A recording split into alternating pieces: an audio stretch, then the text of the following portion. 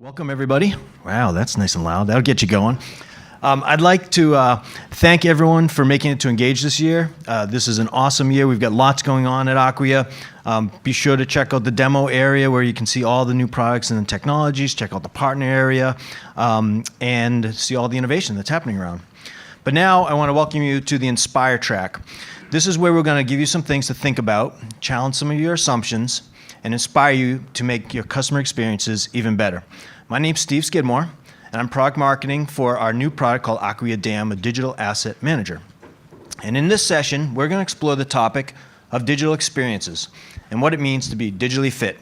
So I'm excited to introduce our first Inspire speaker, who has 14 years of digital marketing experience, has been helping organizations design and build amazing customer experiences around the world.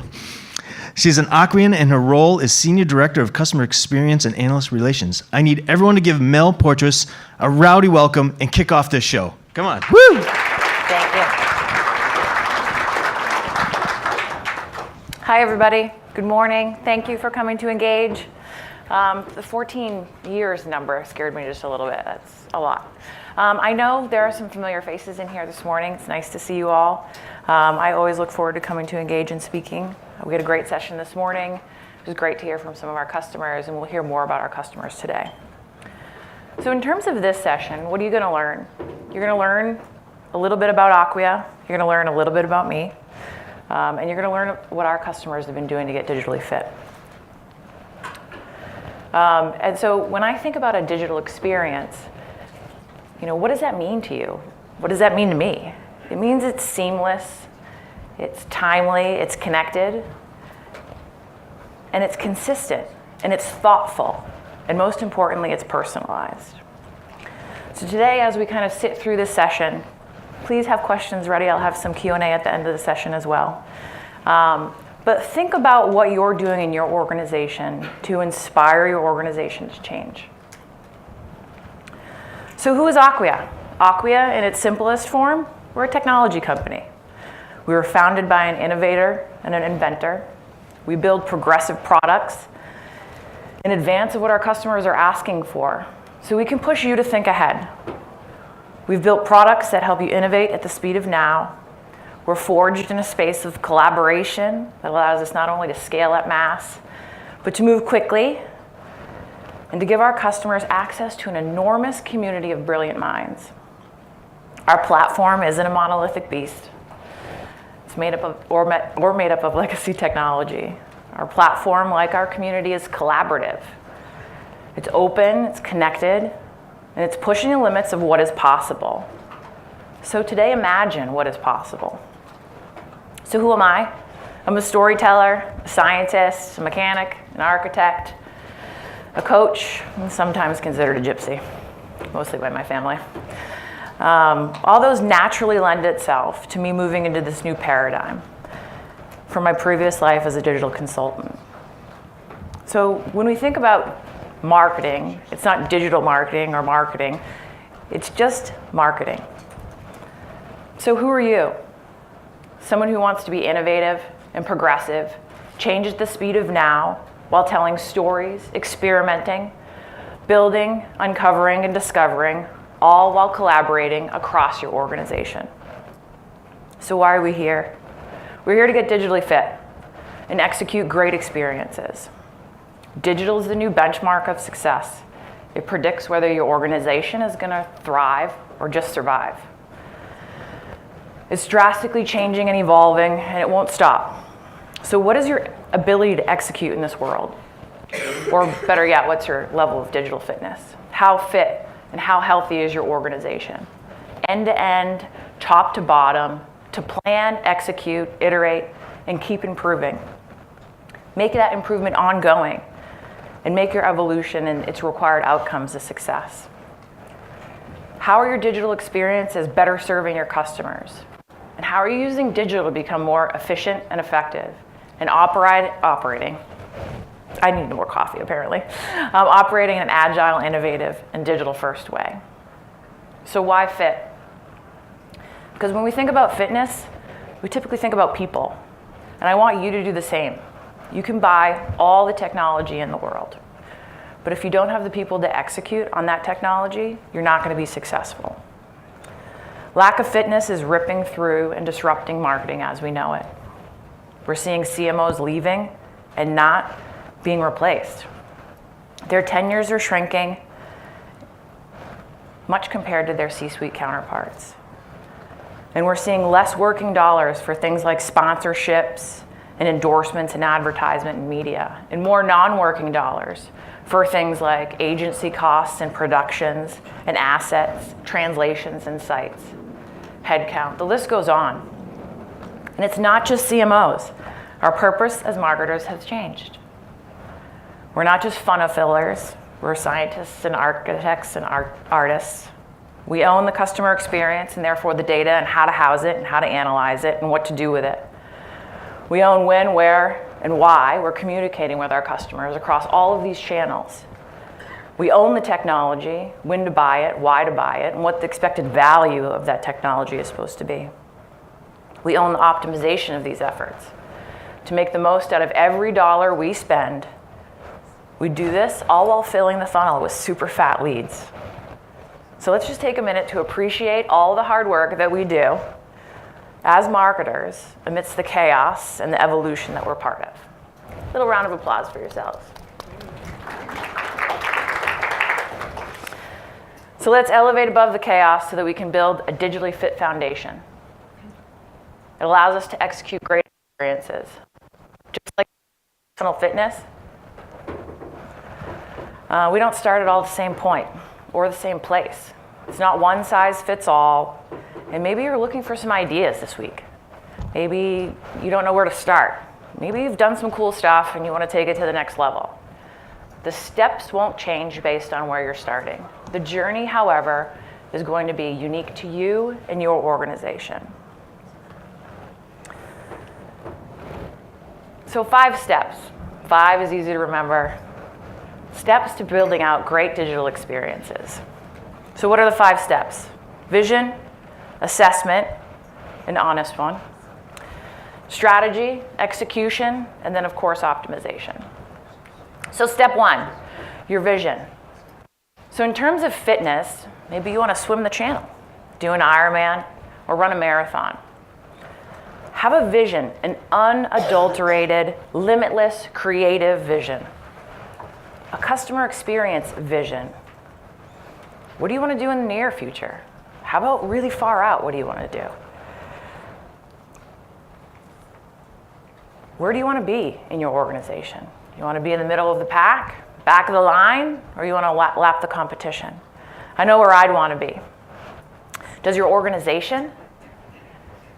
You have to get them to believe in your vision, believe in the possible, and inspire the appetite for change.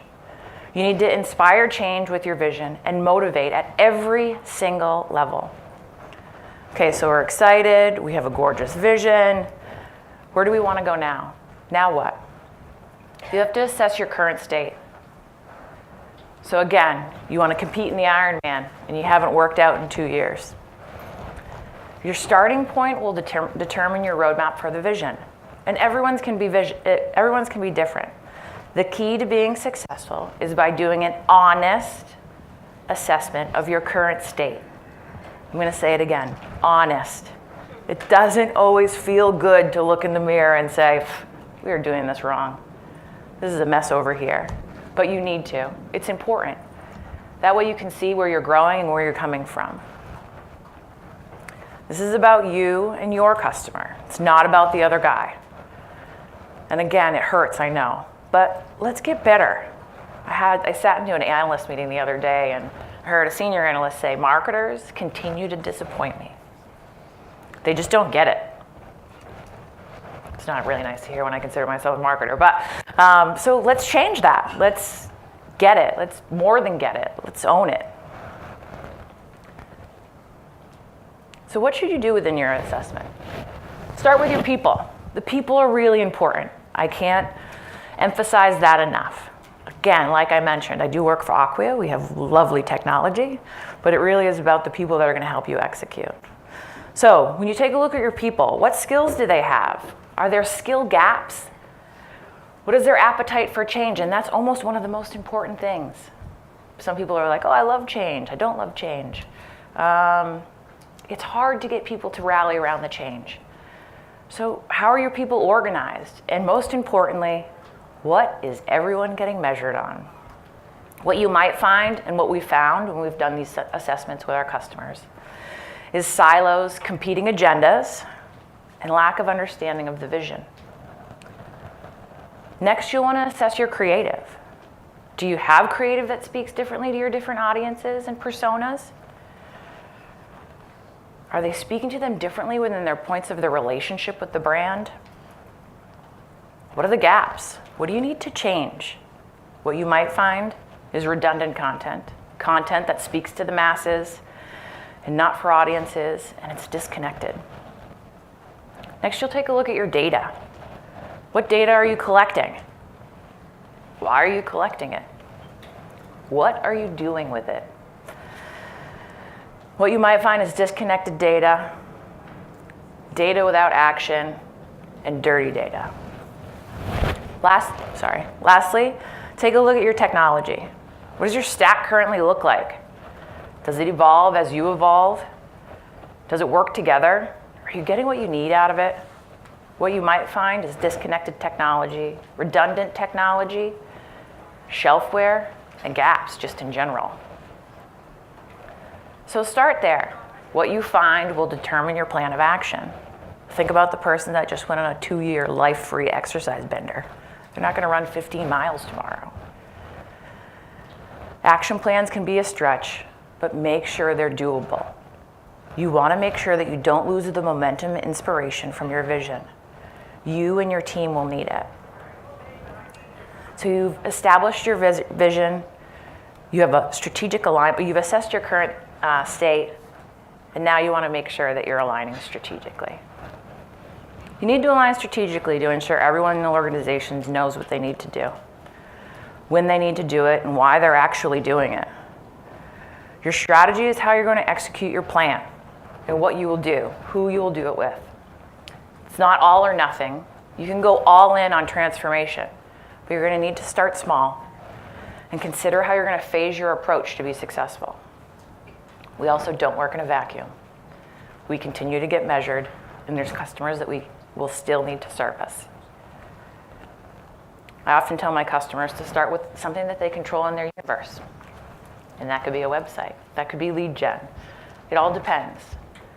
But it's much easier to make change when you're controlling those things. So establish a proof of concept. Define what success looks like. Execute and measure the impact. And show the wins so that you can start to think about the next phase of your evolution. The wins, like I said, are just as important to you as they are to your organization. It allows you to continue to make change for the best of the business, keeping your teams motivated and not burnt out from the change.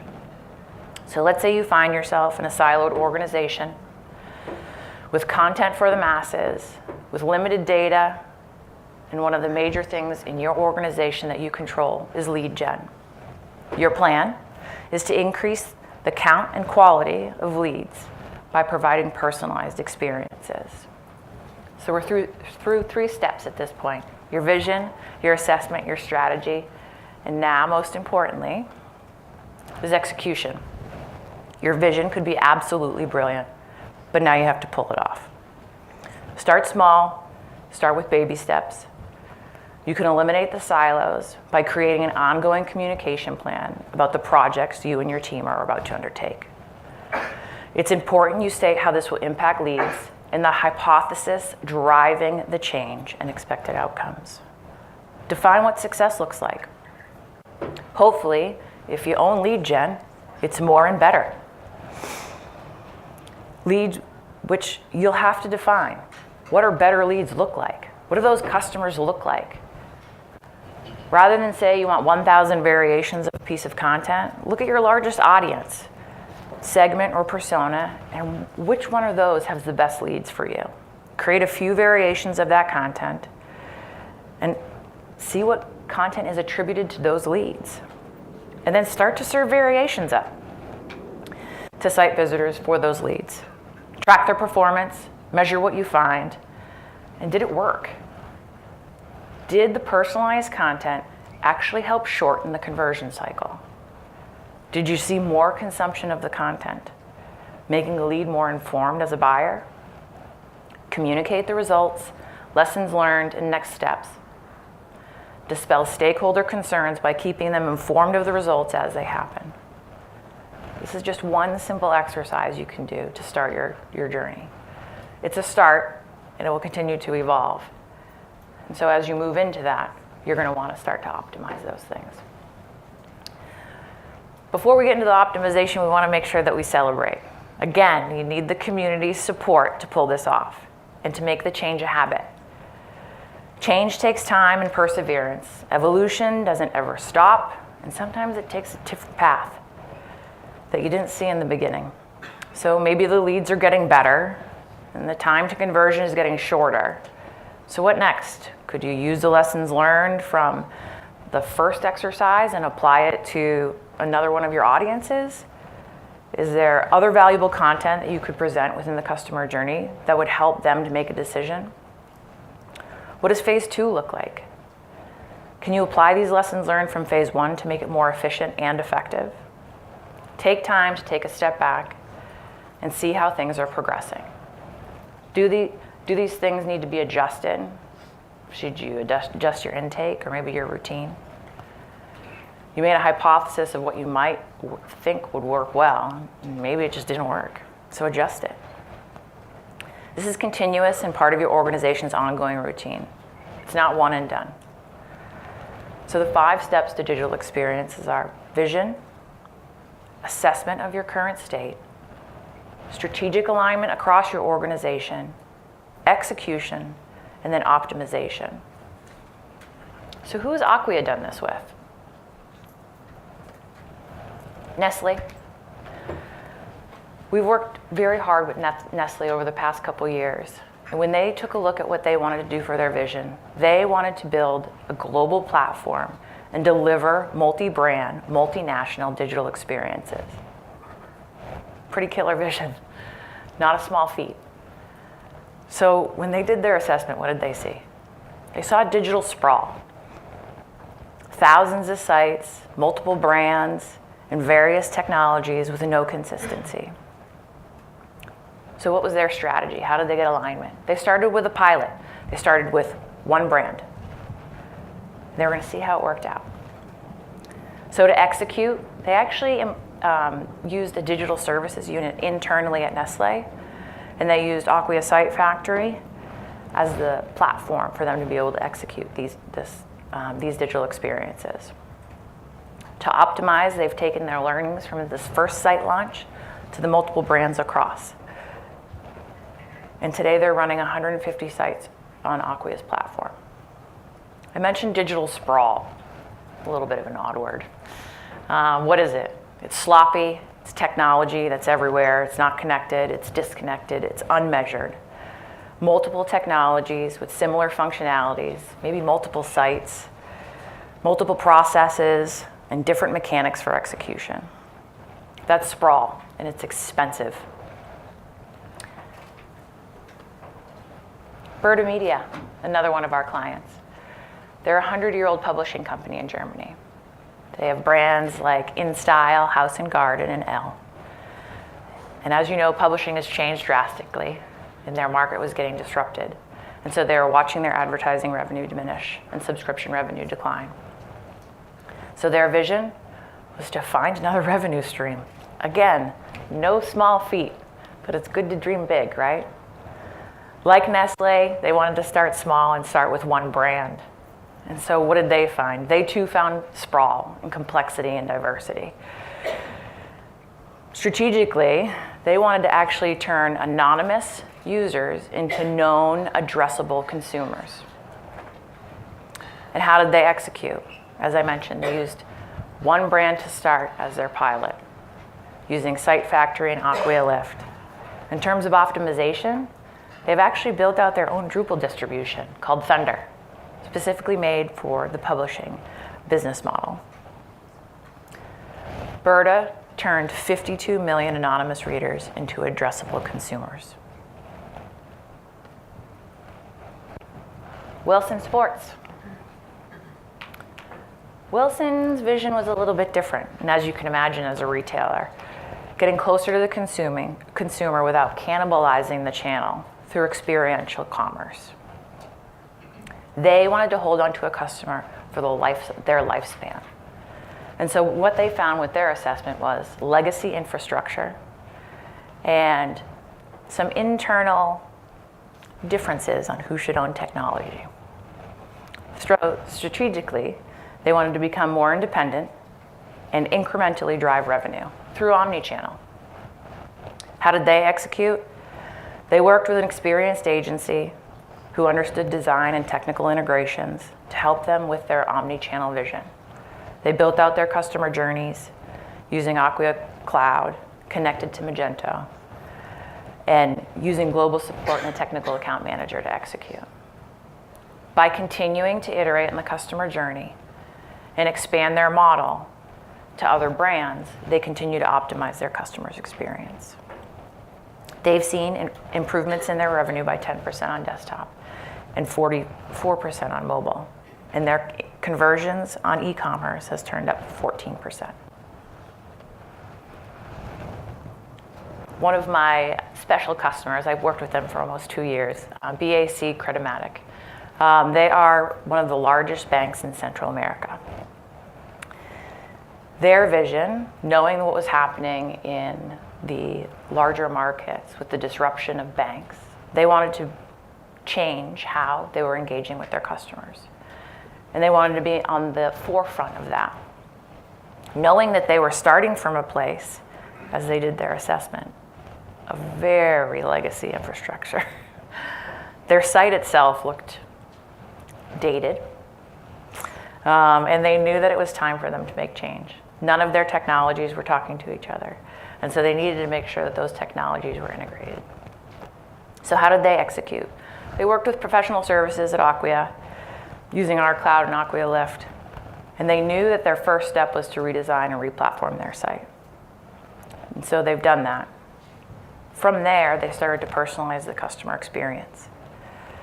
They continue to optimize the customer experience through testing and personalization. In the first 6 months alone, BAC witnessed a 100% increase in on-site sales. If that wasn't enough, over the past year, BAC has realized a differential profit of $13 million since rolling out their new site. And we have lots of stories like that. We have lots of customers that are going out there and executing amazing experiences.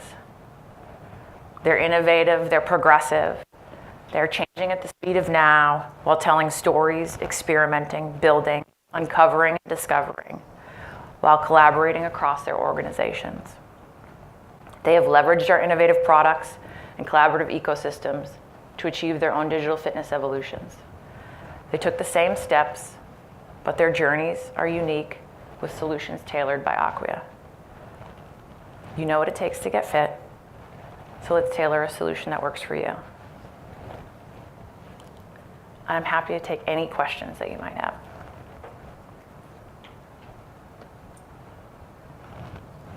No questions?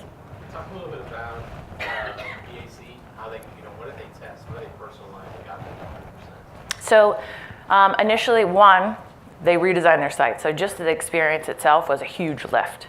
The site looked very, like I said, dated. From there, they started personalizing offers, credit card offers, to individuals that were coming to the site that were known. In addition to that, they were looking at what other products align to what that consumer had already purchased. So they were looking at the breadth of those things. So for instance, maybe there was an insurance or there was a life change in the individual. The amount of data that banks have on us is pretty amazing. And so they were able to take some of that data and use it to transform what they were showing to the individuals coming to the site. Talk a little bit about chatbots. Chatbots. Yeah, tries to talk about, is there any kind of effort going into developing a module or something? How do you bring it to more I Or easily implementable? I don't know if a module is being, are there Acquians in the room that know if there's modules being built in Drupal right now?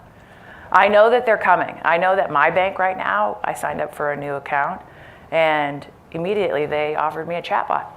Got a little friendly face on them and I get to check my bank account whenever I want. It's quite nice. In terms of, a module, I don't know, but we can find out for you. Any other questions? Yes? In the beginning, you talked a little bit about gathering analytics and then making decisions based on that. What are you using to gather the analytics and for what period of time before you start to make determinations or decisions based on those analytics? So it varies. It depends on where you want to start as well, right? But you don't want to get into a point where you're just staring at data the whole time, right? I think that we get into that crunch and we're like, oh, let me just check one more thing. Let me just check one more thing. So what I would start with is taking a look at, if you're going to say, I want to optimize this journey, pick one. That maybe is a little bit broader, has a larger audience, and that's consuming certain things. Start looking at that data, okay? So what kind of content are people consuming? What types of people are out there? What do they look like from an engagement perspective? And then start there. From there, you can start to establish what your benchmarks are and how you're going to move the needle on those things. So for instance, Burda, for instance, they just wanted to look at known and unknown. Those were their largest segments that they had, right? Because they had very few known users. So they wanted to change those so that they could communicate with them on an ongoing basis.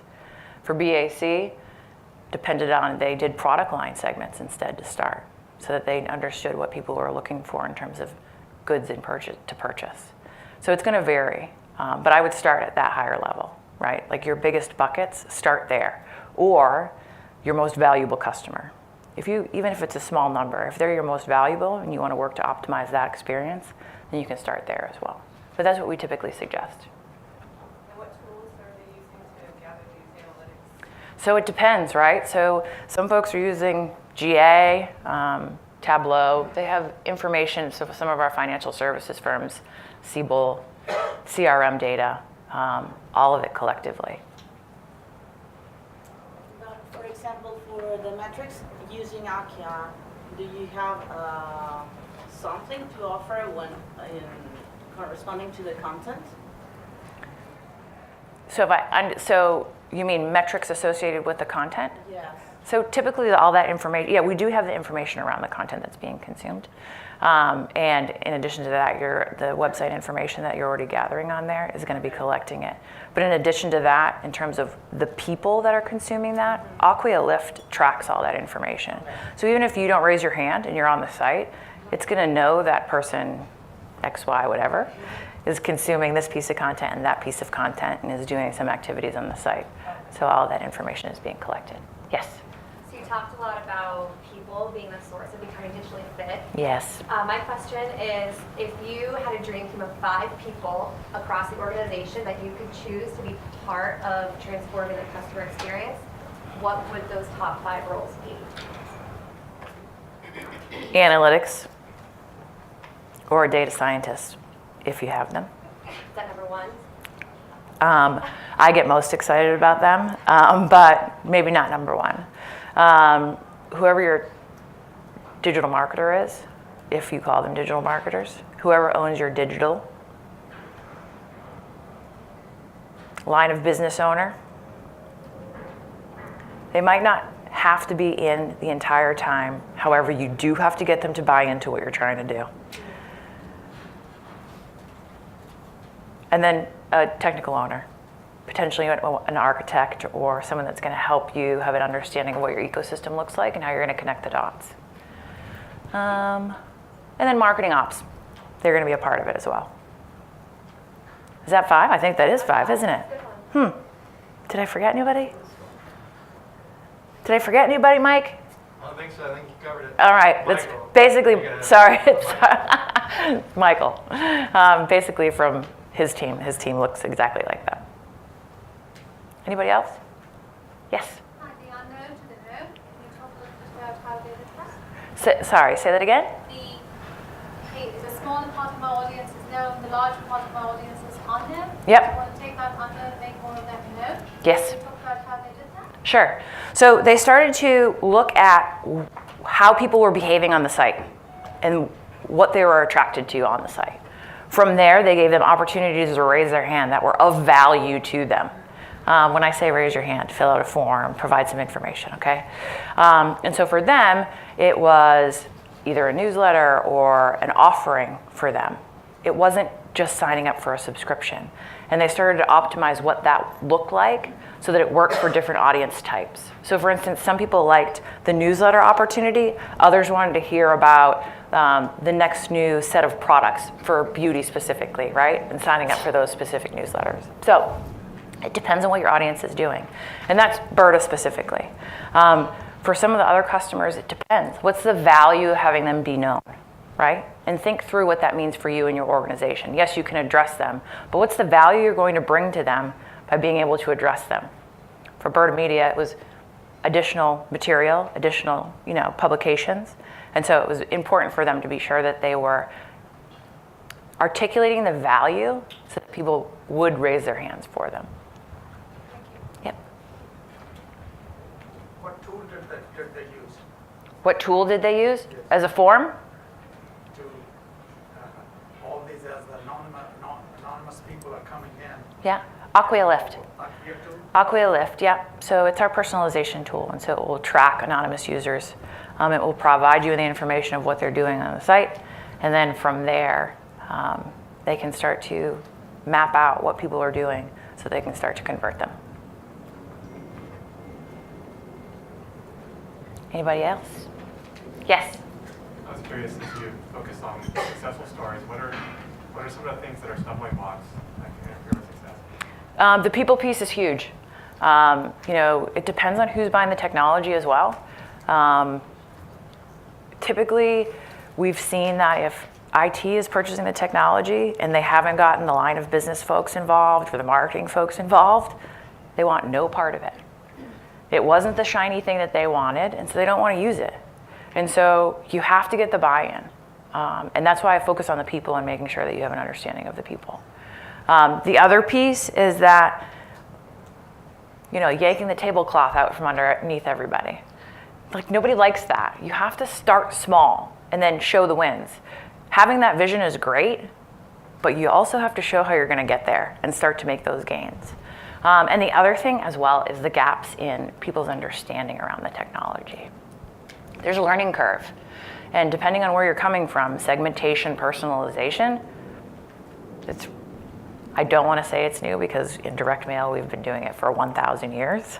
But it's a new skill for some of our individuals. We were focused in this very siloed organization where one person handled social and somebody else handled email marketing. And so getting them all together to think about the larger journey is sometimes difficult, and it takes some learning. So again, starting small, starting with what you control is super beneficial. So for me, the biggest gap is really the people. And so focusing on the people and getting them behind you is really, really important. Oh, the other thing is segmentation. I find it very interesting, and the gap in content. A lot of folks have a ton of content that speaks to everybody and nobody. A lot of love letters to themselves about how amazing their business is rather than outside in, it's inside out. And so we find some struggles with that as well. But again, it really is, once you get people excited about something and you're showing the wins, you can kind of push through it. Any other questions? Thank you all very, very much for your time. I hope you enjoy the rest of Engage.